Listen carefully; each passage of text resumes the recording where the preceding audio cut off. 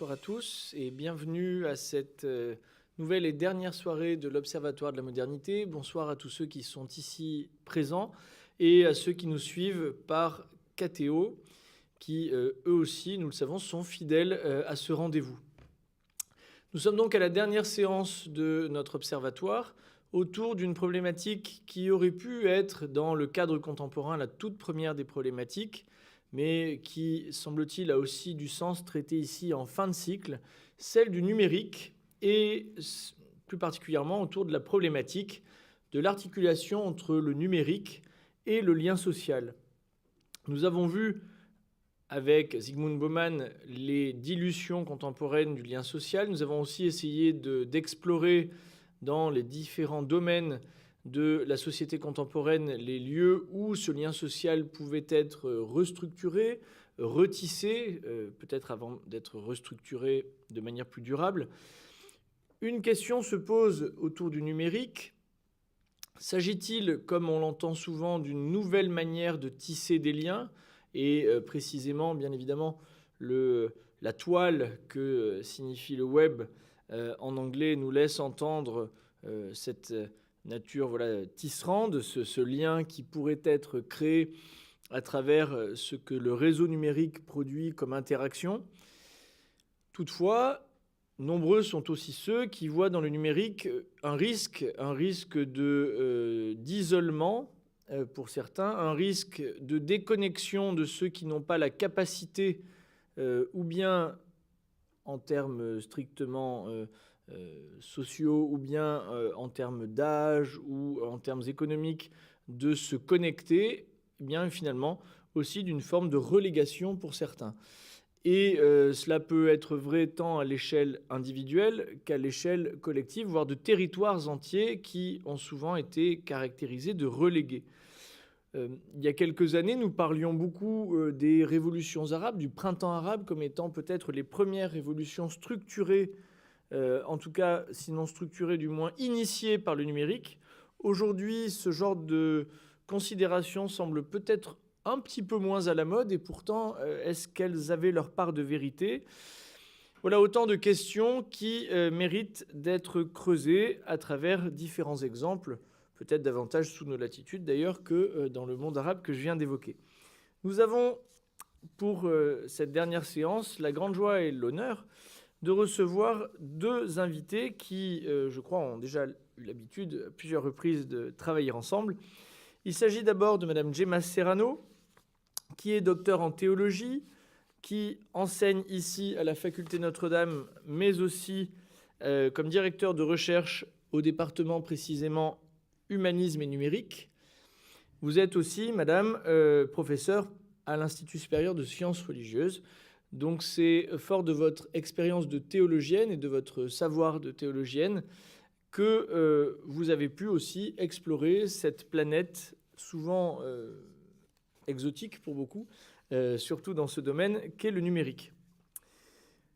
De l'autre côté, de manière complémentaire bien sûr et non antagoniste, monsieur Jacques-François Marchandise, cofondateur de la FING en 1999, qui est un lieu, une organisation collective s'intéressant à la prospective en matière de numérique, essayant de voir comment les différentes communautés humaines peuvent s'emparer de cet outil et faire de cet outil précisément un outil et non pas une martingale ou un fétiche qui serait en soi efficace.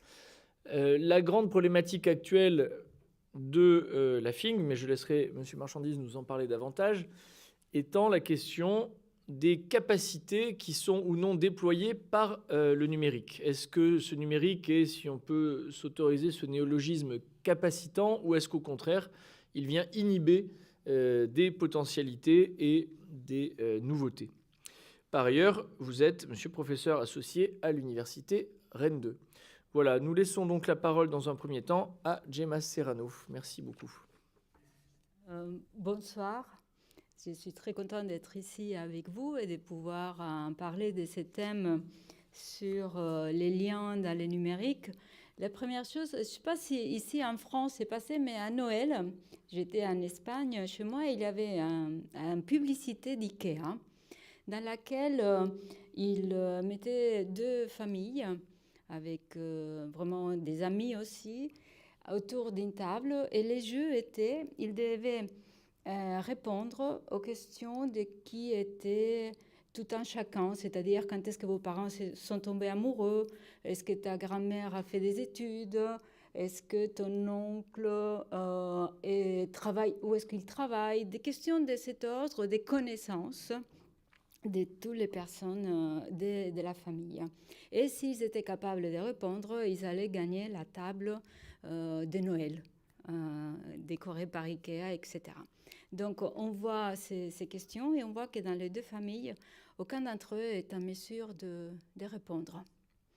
Et du coup, à un moment donné, dans la publicité, ils disent, ils commencent à témoigner, vous voyez, d'abord ils répondent et après ils sont l'un après l'autre, la mère, les fils et tout ça, dans un entretien en disant « Ah, je croyais les connaître, mais au fond, je ne sais pas tout, je n'ai pas pris le temps de les rencontrer, il aurait fallu que je partage plus de choses avec lui ou avec elle. » Et ils décident de dire tous ensemble que c'est parce que ils étaient sur leur téléphone portable ou sur leurs ordinateurs.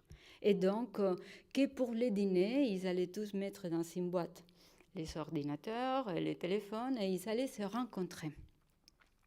Donc, j'ai vu cette publicité et je me suis dit, voilà, une publicité vraiment cliché.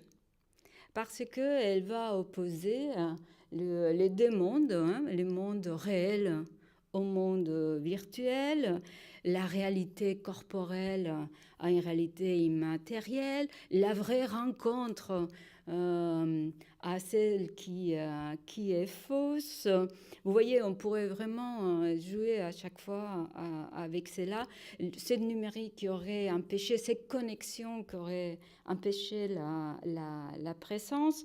Et je me suis dit que cette première opposition qui naissait là était une compréhension du numérique comme s'il était uniquement un outil qui happait et qui empêchait les rencontres au lieu de les penser vraiment comme un contexte existentiel, comme un environnement, celui qui est autour de nous. Et moi, je pousse jusqu'à dire comme une habitation, un lieu, une maison, là où on habite. Et donc, du coup, dans cette habitation, vous le savez bien que l'habitation n'est pas uniquement le lieu géographique, le lieu, l'espace, mais c'est aussi un espace relationnel, un espace émotionnel, c'est aussi une pratique de l'espace. Si vous avez lu de Michel de Certeau, vous voyez les pratiques d'espace passent par la cuisine, par la manière de déambuler, de marcher, d'avoir une mémoire des lieux, de s'en rappeler, etc. Donc, cette publicité niait le fait que le numérique est devenu vraiment une maison, une habitation, et dans laquelle on pratique les espaces et dans lesquels toute rencontre est aussi possible. La seconde chose que je voulais voir aussi à partir de cet exemple, c'est celle, et là les oppositions étaient d'autre ordre, c'est celle de dire s'il y a la présence physique, la rencontre est de meilleure qualité. Et s'il n'y en a pas de présence physique, alors là, elle ne va pas.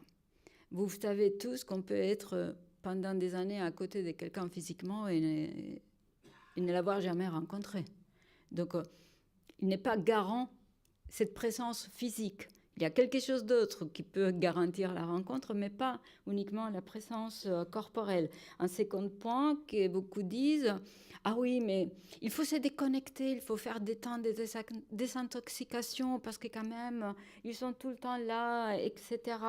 Et donc, ils disent, dans les temps où on n'est pas connecté, on va se ressourcer, on va parler. Je ne dis pas qu'il peut que ça se passe. Mais vous voyez aussi que du coup, c'est une compréhension dans laquelle on est encore dans l'outil qu'on l'étend. Mais vous savez que si vous êtes en train de maintenir une conversation avec quelqu'un, dans cet environnement, que vous ayez le téléphone connecté ou pas, vous y êtes en train de penser. Donc, il n'est pas question uniquement des Wi-Fi ou pas Wi-Fi ou de l'avoir laissé. C'est déjà, ça fait partie de vos relations réelles. Vous allez penser à la personne de la même manière que la personne ne soit pas là physiquement, etc. Ça ne change à rien. Vous êtes en train de penser à elle et vous êtes en train d'avoir une relation, mais s'il n'est pas dans ce... Et puis, troisième point que je voulais dire, c'est de dire, ah mais oui, mais sinon on est vraiment isolé. On est isolé, chacun il est là tout seul, il ne parle plus. Et puis... les autres sont connectés, mais comment faut-il choisir? Je dirais que c'est vraiment le problème d'être avec soi et d'être avec l'autre, que c'est un problème qui n'est pas nouveau. Hein.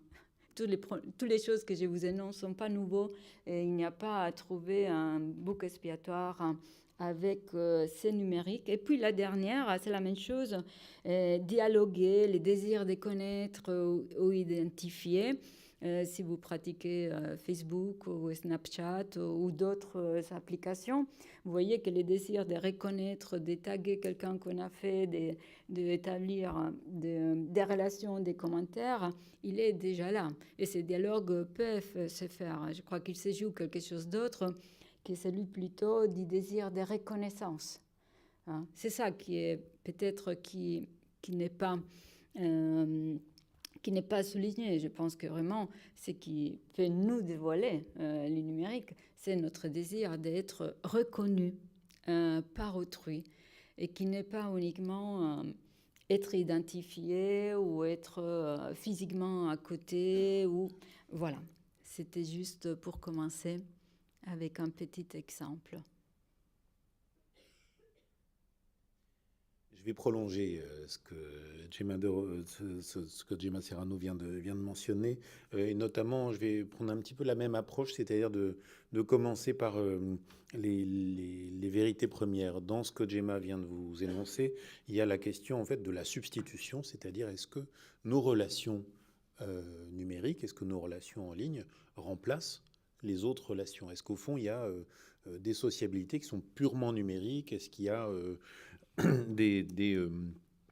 un risque d'effondrement des autres liens sociaux de cette façon-là? C'est une question qui est déjà assez ancienne, qui est complexe. Et on ne va pas juste répondre par oui ou par non. Simplement, je voulais prendre appui sur l'idée courante qui était celle qui prévalait quand, par exemple, sont apparus il y a quelques années, avant Facebook, etc., on a eu, vous savez, en France, ce phénomène très étonnant qui était celui des skyblogs, des blogs de collégiens. Il y a eu... la France a été le deuxième pays au monde en matière de blogs de collégiens. C'était très surprenant, tout simplement parce que la plateforme, la radio Skyrock avait ouvert une plateforme et donc beaucoup de collégiens se sont mis à avoir leur blog, à publier des choses, etc., à la grande inquiétude des parents. À la grande inquiétude des parents qui avaient l'impression qu'en s'aventurant dans ces mondes-là, et à une période où on ne parlait pas encore d'âge minimum, de tout un ensemble de choses comme ça, en s'aventurant dans ces mondes-là, les enfants allaient faire des mauvaises rencontres. Et il y a eu à l'époque des travaux de recherche assez copieux, notamment sur des gros corpus de blogs de collégiens autour de 2 ou 3 préjugés. Un des préjugés était, de toute façon, tout ça est une machine à abêtir, ils écrivent avec leurs pieds. Or, les chercheurs ont prouvé que la moitié de ces blogs faisait l'objet d'un effort rédactionnel pour la raison que mentionne Gemma, c'est-à-dire que c'était une pratique sociale, il ne fallait pas être ridicule en face des amis, et c'était une pratique personnelle. Donc, dans la moitié des cas, il y avait un réel soin, comme celui qu'on peut prendre à écrire son journal, par exemple. La moitié seulement, hein, l'autre moitié était effectivement une espèce de poubelle orthographique et autres. On ne va pas dire que tout est toujours formidable dans la vie. Et la deuxième chose, c'est est-ce qu'ils allaient faire d'épouvantables rencontres? Et on se rendait compte que les gens qui interagissaient avec eux, c'était des gens qui n'étaient pas d'épouvantables prédateurs venus de pays inconnus ou de tribus fantômes, mais en fait les mêmes avec qui ils échangeaient la veille dans la cour de récréation, le lendemain à la sortie du collège, c'est-à-dire c'était pour l'essentiel d'autres collégiens qui lisaient les blogs de collégiens, qui les commentaient, qui interagissaient avec, et que compte tenu de la quantité qu'il y avait déjà à l'époque, c'était seuls des collégiens allaient en fait avoir connaissance de ces informations-là, et à condition dominante d'être dans la même boucle sociale que les premiers. Donc, c'était un peu une façon de dire, n'imaginons pas que les relations qui s'établissent ou se tissent au travers du numérique sont tout à fait un ailleurs. Si on regarde en fait un phénomène très étrange qui a été la course en avant quantitative, assez masculine d'ailleurs, au nombre d'amis sur Facebook, qui est arrivé bien plus tard, de façon assez étonnante, en fait, très tôt, sur toutes les messageries en ligne. Ça a été le cas sur Microsoft Messenger, ça a été le cas sur Facebook, ça a été le cas à d'autres endroits. Il y a eu un ensemble d'individus qui ont voulu faire la course à la quantité. À d'autres endroits, tu as parlé de Snapchat il y a un instant, sur Snapchat, la moyenne des usagers ont peu de contacts, peu de relations, c'est-à-dire que le miroir que nous donne Snapchat, c'est celui de nos 20 ou 30 contacts principaux. De la même façon que dans les échanges de fait que nous avons ou que les usagers de Facebook ou d'autres messageries ont, en général, ils échangent, même s'ils ont 1200 amis, ils échangent avec les 3 principaux, les 5 principaux, les 10 principaux. Et puis, un petit peu au-delà. Donc, la quantité n'est pas révélatrice de la réalité de la conversation. Donc ça, c'est la première chose. C'est le cliché numéro 1, c'est l'idée d'un monde tout à fait autre, qui fonctionne tout à fait autrement. Il y a des différences, il y a des caractéristiques propres des environnements numériques dans lesquels nous sommes, mais on n'est pas en train de parler de tout à fait autre chose dans les règles et qui se passe ailleurs. Deuxième préjugé et cliché sur lequel je voulais insister, c'est un petit peu l'ensemble des préjugés sociaux. Il y a bien évidemment dans tout un ensemble de la population des difficultés rencontrées par les uns et les autres d'usage du numérique, au point qu'il y a 20 ans, on les appelait fractures numériques, qui est un terme que la recherche a eu tendance ces 15 dernières années à récuser, en disant il y a des fractures économiques et sociales, il y a des divisions dans la société, et il n'est pas du tout certain qu'on puisse parler de fracture numérique au sens premier, c'est-à-dire que le numérique va amplifier les fractures économiques, sociales, les divisions générationnelles, les inégalités d'accès à la connaissance, les disparités d'environnements plus urbains, plus ruraux, etc. Mais il n'est pas du tout certain qu'on puisse vraiment parler d'une fracture numérique au sens social. Comment est-ce que je pourrais caractériser ça? Notamment par le fait que parmi les gens qui sont dans les situations économiques, sociales ou de diplôme parfois les plus complexes, il se trouve que il y a quelques années, on a eu à plusieurs reprises ces échanges avec ATD Quart Monde, qui disait, vous voyez, une partie de ce qui se joue du côté d'une part minoritaire, mais quand même significative, hein, un quart, un tiers de nos publics, sont des gens qui n'ont pas de problème avec l'usage de l'ordinateur. Ils ont une autre difficulté, c'est que leur carnet d'adresses est vide, c'est-à-dire qu'ils sont en situation d'exclusion économique et sociale. Mais par exemple, ATD Quart Monde avait fait ce travail disant est-ce que les publics avec lesquels nous nous occupons sont des publics qui préfèrent faire leur démarche administrative en ligne ou aller au guichet de l'administration? Et ben, ils avaient une réponse assez surprenante de la part d'une bonne partie de leur public qui est on préfère les faire en ligne. Pourquoi on préfère les faire en ligne? Parce qu'en fait, le regard du guichetier de l'administration est quelque chose qu'on veut éviter, parce que l'anonymat nous arrange, parce qu'on ne sait pas où on dort, donc quand il s'agit de donner une adresse, on ne sait pas quelle adresse donner. Donc au fond, on va préférer le confort de l'anonymat des interactions avec l'administration par ces chemins-là, et on va peut-être trouver des espaces sociaux ailleurs que dans les guichets de l'administration. Donc c'était assez intéressant de voir comment il y a des stratégies, y compris chez les personnes les plus humbles ou dans les situations les plus difficiles. Et on va trouver de la même façon des travaux très riches depuis quelques années, hein, ces travaux remarquables qu'a conduit une chercheure qui s'appelle Dana Diminescu, qui a travaillé sur les pratiques numériques des migrants. Depuis 2003, elle conduit ces travaux-là. Elle avait commencé par tout un ensemble de travaux autour des pratiques de communautés roumaines en France. Elle est elle-même d'origine roumaine, donc elle avait en tant que sociologue et anthropologue, un accès plus facile au terrain par la langue, etc. Elle a constaté assez vite que, y compris des gens en situation de fragilité, d'exil, etc. Quitter la Roumanie au début des années 2000, il y avait des tas de raisons à cela, et toutes ces personnes, en fait, se retrouvaient à avoir des usages extrêmement denses du numérique pour deux raisons. La première raison, c'était la diaspora, c'était l'échange avec la famille, le pays d'origine, etc., ce qu'on va trouver dans toutes les communautés d'immigration.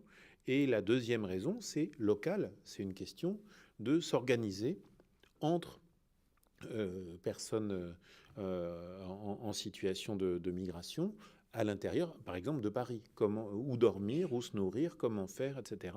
Et de façon assez dense, assez riche et assez explicite. Donc, y compris les gens dormant à la rue, y compris les gens très fragilisés en termes sociaux, en termes de santé, en termes économiques, etc., se retrouvent à établir tout un ensemble de liens, ou à rétablir tout un ensemble de liens, à nouer une sorte de résilience par le biais des liens sociaux numériques. Merci beaucoup. Je me permets de rebondir sur la dernière remarque très intéressante du paradoxe que l'on peut voir où pendant très longtemps on a pensé que les fractures économiques et sociales allaient forcément donner des fractures numériques, allaient en engendrer. Et donc finalement, le paradoxe consiste en l'absence relative de ces fractures. Je me permets de retourner complètement la proposition et de me demander et de vous demander s'il n'y a pas aujourd'hui une forme d'inversion, au sens que les milieux les plus intégrés socialement, les maîtrisant le mieux l'ensemble des codes sociaux, la possibilité de tisser des liens dans différents lieux, dans différents domaines de leur vie, ne sont pas finalement aujourd'hui un peu moins connectés qu'une frange de la population, que des franges entières de la population qui finalement vivent dans des espaces peut-être moins porteurs, où il y a parfois moins à faire quotidiennement, où l'offre culturelle, l'offre de loisirs, etc., est moins évidente, qui parfois n'ont pas eux-mêmes d'ailleurs les dispositions qui les amènent à s'intéresser à ces lieux. Et c'est peut-être là un des dangers actuels. Ça ne serait pas forcément que ce que l'on appelle parfois, et le terme est largement discutable, la France périphérique ne soit pas connectée, mais qu'au contraire, elle se réfugie dans l'hyperconnexion, délaissant encore davantage les liens sociaux, dans la mesure où un certain nombre de petites villes pavillonnaires, un certain nombre de petits villages isolés n'offrent pas grand-chose d'autre que ce lien-là. Alors, je ne sais pas si aujourd'hui c'est quelque chose qu'on peut constater. C'est toi. C'est contrasté. C'est contrasté, c'est-à-dire que d'une part, vous avez tout à fait raison, il y a un paradoxe du fait que si j'ai déjà des sociabilités riches, je ne vais pas avoir besoin de faire d'efforts d'investissement sur des sociabilités numériques. Et il y a chez tout un ensemble d'usagers du numérique et des liens sociaux numériques une recherche de rattrapage, une recherche de désenclavement, etc. C'est pas une vérité absolue. C'est-à-dire que, par exemple, si je prends le cas des sociabilités professionnelles, je vais pouvoir, si je suis un peu loin de l'emploi, un peu loin des opportunités professionnelles, etc., je vais sans doute devoir déployer un ensemble d'efforts considérables pour obtenir des rendez-vous, obtenir des échanges, obtenir des interactions, etc. Donc cette partie-là des liens sociaux, les liens socio-économiques, par exemple, elle demande aux personnes qui n'ont pas le capital social et culturel initial pour le faire, elle demande des efforts, mais démesurés, pour souvent un résultat absolument misérable. Je prends l'exemple de ce qu'a donné le numérique en matière de recherche d'emploi. En la matière, ce qui a changé avec depuis les deux dernières décennies, dans les débuts des années 80, on utilisait déjà les micro-ordinateurs pour taper son CV.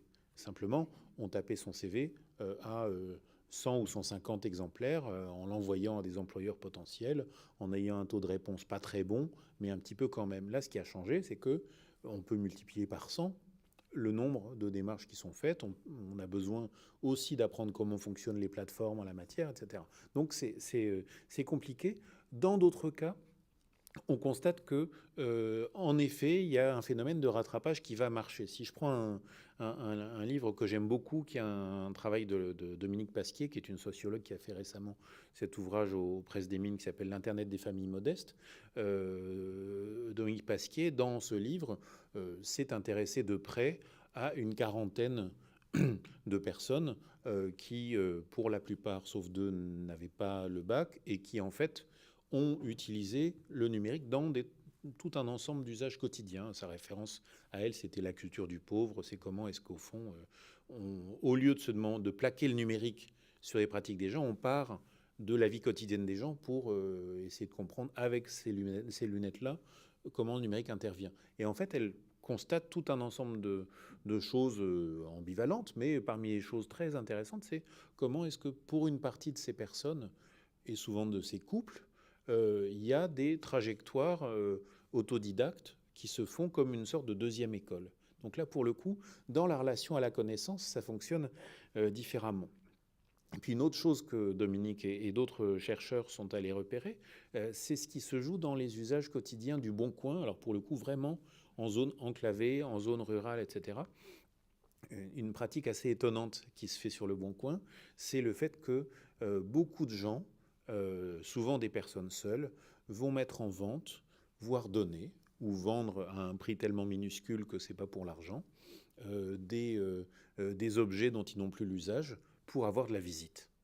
Et donc ça va beaucoup se jouer dans des situations pas forcément d'enclavement ou d'isolement social radical, tout simplement des personnes seules qui ont envie d'avoir de la visite et ce qu'il faut payer en échange du fait d'avoir une armoire pour 20 € ou un sommier gratuit ou telle autre chose qui peut vous intéresser, c'est tout simplement de prendre le temps de venir et puis éventuellement de boire une tasse de thé et puis de bavarder. Donc une partie de ce qui va se jouer avec le numérique, c'est la possibilité de ces interactions-là, de la même façon qu'une partie de ce qui va se jouer dans une partie du phénomène Airbnb. On peut se dire c'est de la plateforme, c'est la marchandisation, de l'hospitalité que jamais on n'aurait fait payer avant. Mais il y a autre chose, il y a une partie des gens qui mettent une chambre de leur maison sur Airbnb pour avoir de la visite.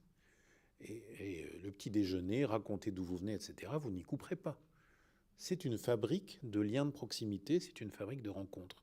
Je reviens sur la question qui vous préoccupe, c'est-à-dire au fond, est-ce qu'il y a quelque part un refuge de l'hyperconnexion, puisque c'est un petit peu ça l'histoire, c'est de se dire, mais est-ce que une conversation très urbaine et de classe supérieure ayant lieu dans son coin, il y a un autre monde d'hyperconnexion qui va se jouer ailleurs, etc.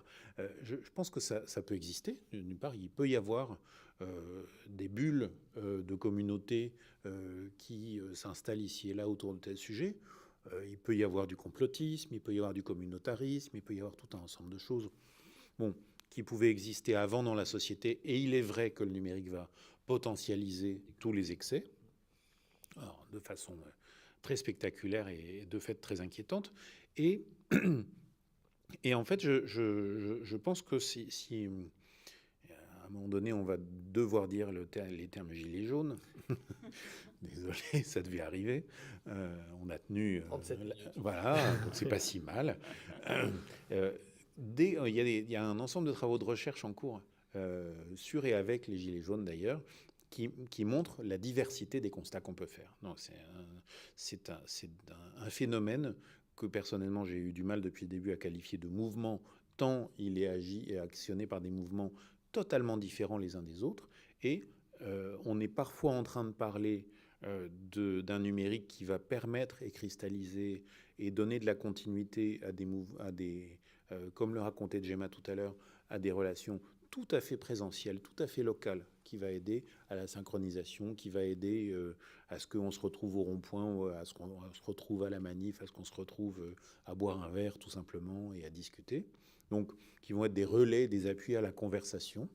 y compris entre gens pas d'accord, y compris entre gens qui vont apprendre à se connaître de cette façon-là. Et puis, il y a évidemment l'inverse. Il y a évidemment l'espèce de repli amplifié par les algorithmes de Facebook et les bulles filtrantes que les algorithmes vont mettre en place et qui vont faire que dès qu'on rentre dans les extrêmes, on va se confronter aux aussi extrêmes que soi.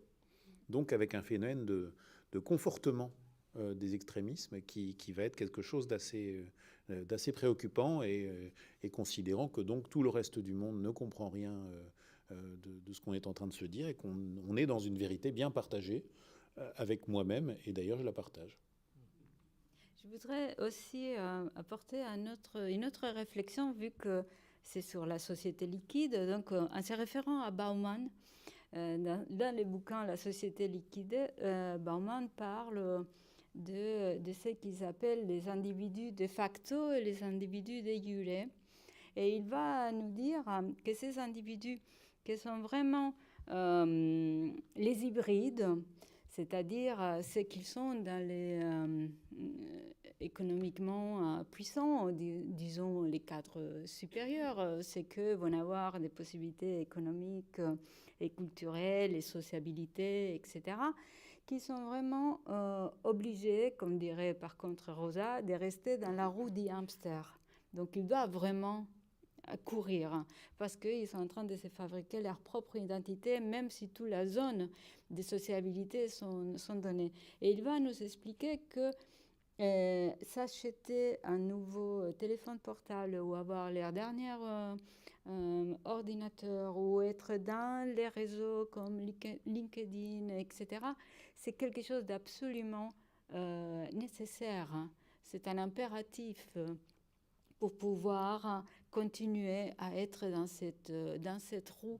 Donc, dans cette inversion que vous posez de la question, je pense à ces créneaux, à ces couches sociales dans lesquelles vraiment, même s'il y a un réseau des proximités sociales, familiales, il y a un réseau qui se crée, qui est absolument, je dirais, presque impossible de sortir du numérique pour pouvoir l'effectuer. Ça ne signifie pas qu'on puisse les croiser tous les deux.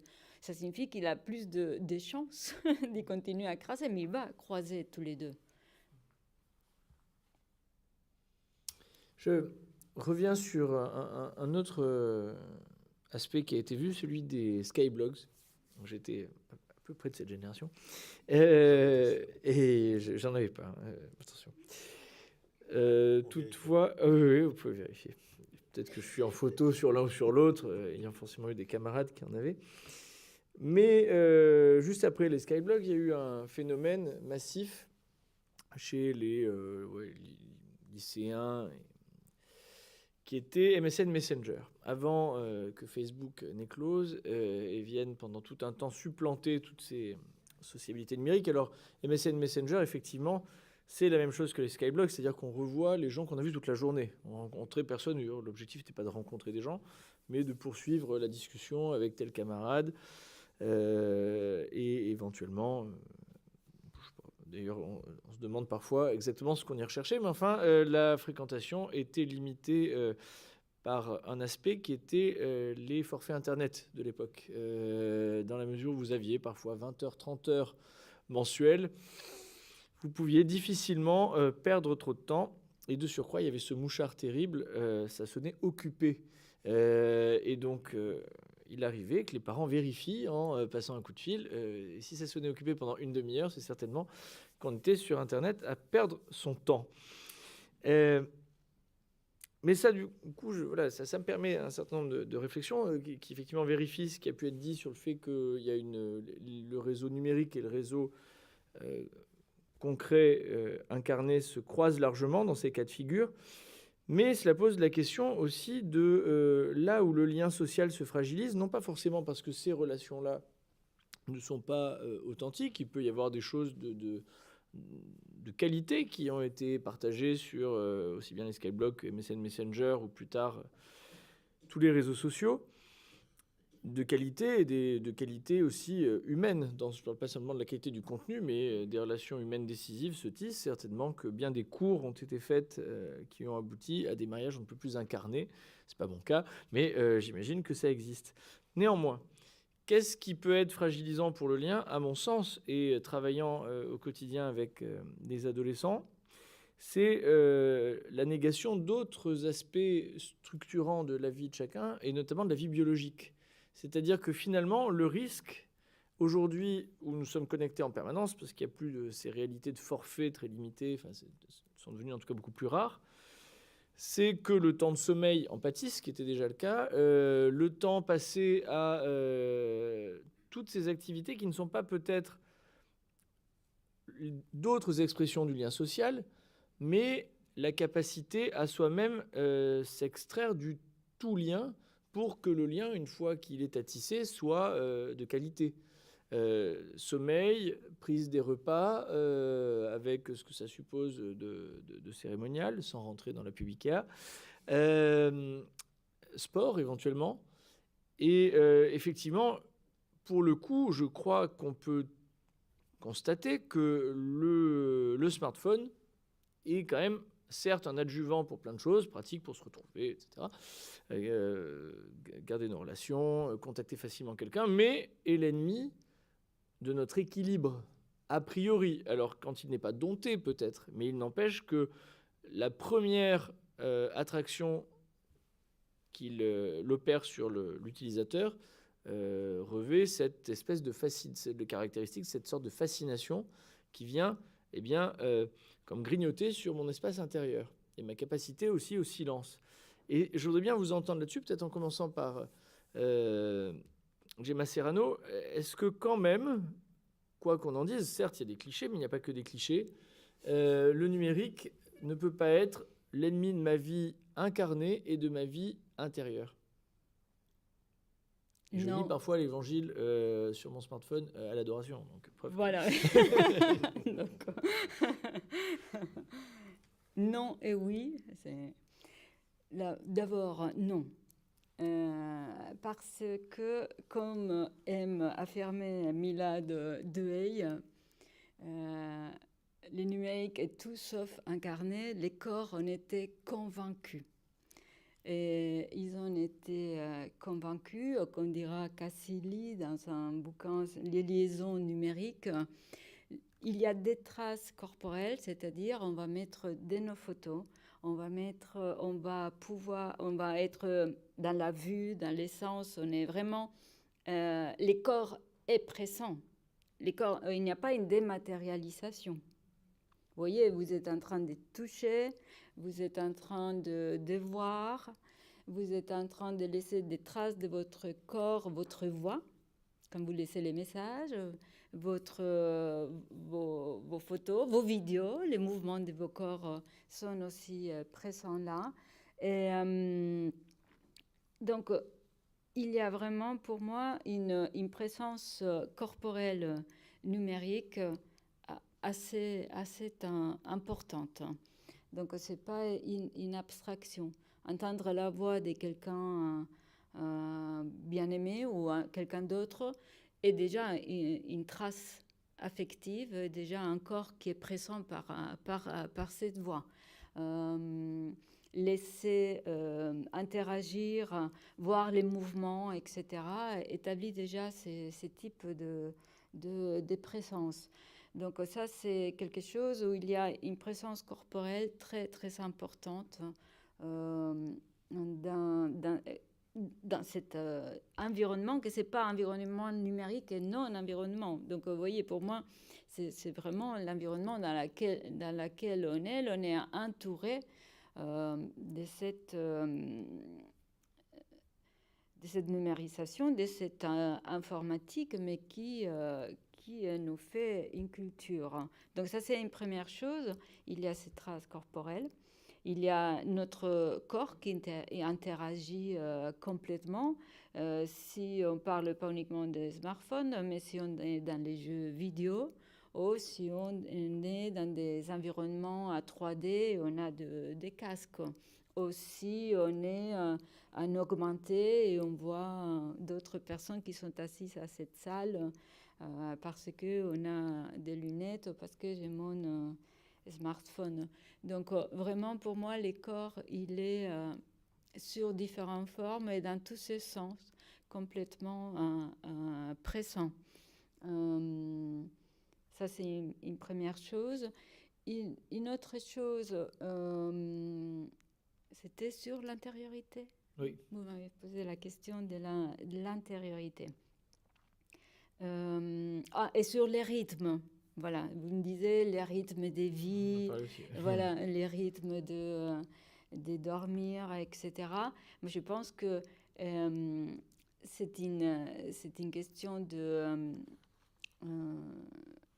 des rythmes des vies, d'éducation, qui n'est pas tant être connecté ou pas connecté, j'ai continué à le dire, sinon d'éduquer à vivre dans un environnement tout simplement. Et donc éduquer un rythme dans lequel ses besoins de dormir, ses besoins de manger, ses besoins de faire des sports ne sont pas du tout incompatibles ou en concurrence. Au contraire, tant d'objets connectés vont nous aider et vont pouvoir, au-delà de toutes les données qu'ils vont recueillir, vont nous donner une envie peut-être de faire plus de sport. Combien d'entre vous, s'il y a l'application qui dit combien de pas vous avez marché aujourd'hui, vous n'êtes pas tombé dans la tentation de voir combien de pas.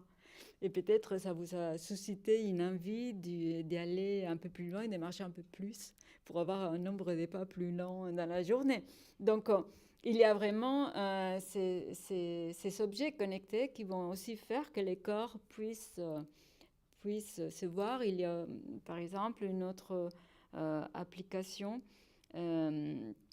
qui va mettre un dessin animé, vous, dans la journée, et vous allez exactement savoir combien vous dormez, combien de pas vous faites, comment votre rythme cardiaque, etc. Et vous allez voir cette animation, vous allez vous mettre, vous allez créer aussi une interaction de buts pour avoir un rythme de vie, pour avoir vraiment un rythme de vie et très, très... à ce point-là, très rigoureux, parce que c'est vous-même qui établissez, qui vous donnez. Et puis, pas uniquement, vous allez les faire en partage avec beaucoup d'autres personnes. Donc, vous allez pouvoir dire, ah, je ne sais pas si j'arrive à faire tout ça. Et donc, dans ton groupe que tu partages, on va te dire, mais tiens, je viens avec toi et on se fait encore des pâtés de maison et on va faire ça. Je ne sais pas si je peux manger toutes ces choses-là, mais écoute, il me reste telle chose et je vais manger. Donc, je pense que il n'y a pas, il y a les corps et il y a ces rythmes où cet environnement peut être vraiment un environnement riche et complètement équilibré. Et aussi une question, comme je vous dis, d'éducation dans laquelle tout un chacun peut se mettre. La seconde question sur l'intériorité. Là aussi, on s'est dit, on peut rentrer dans le discours. Je ne sais pas si vous avez vu la série Black Mirror.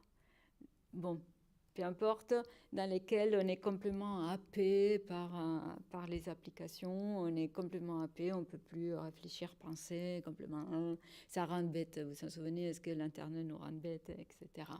Donc c'est tout ce type de réflexion.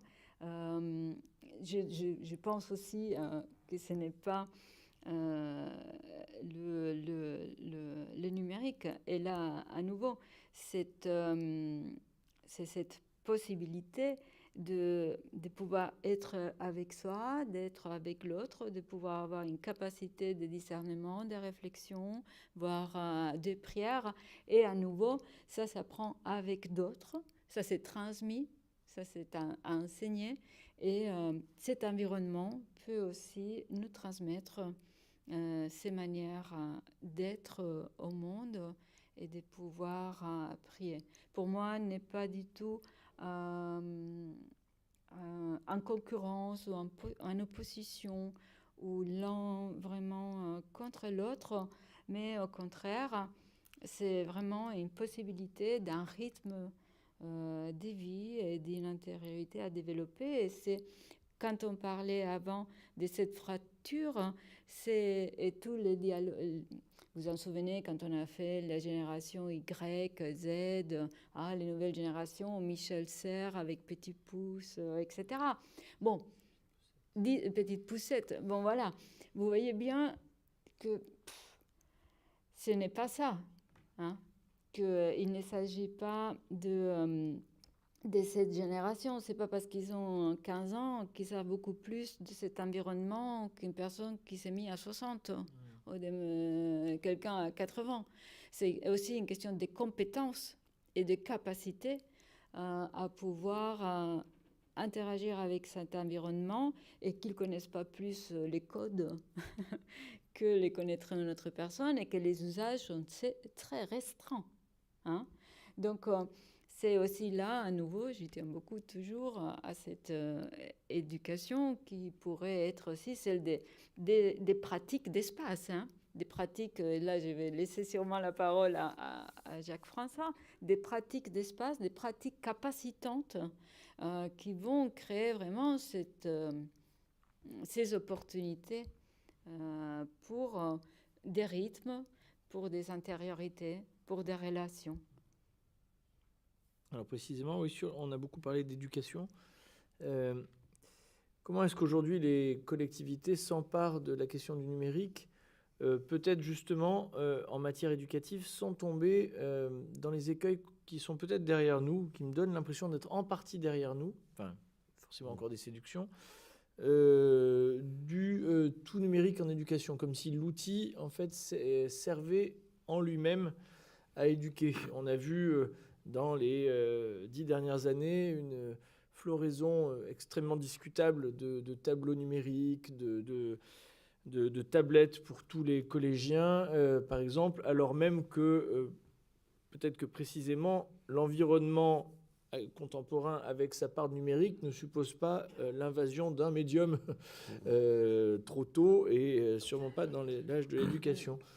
Est-ce qu'aujourd'hui on est sorti de ça? Et si oui, quelles sont les pistes pour que le numérique soit malgré tout éminemment pris en compte dans la manière d'éduquer sans tomber dans la fascination techniciste? Je pense qu'on n'est pas sorti. Je pense qu'on n'est pas sorti. Je pense qu'il faut revenir sur une partie des ambivalences du numérique. On a dit, au fond, ce qui se joue dans nos liens sociaux, nos échanges, nos conversations avec le numérique, en gros, qu'est-ce qui va se jouer dans les pratiques sociales? À quoi sont confrontées ces pratiques sociales? Elles sont confrontées à des dispositifs numériques qui sont eux-mêmes conçus et par des concepteurs industriels.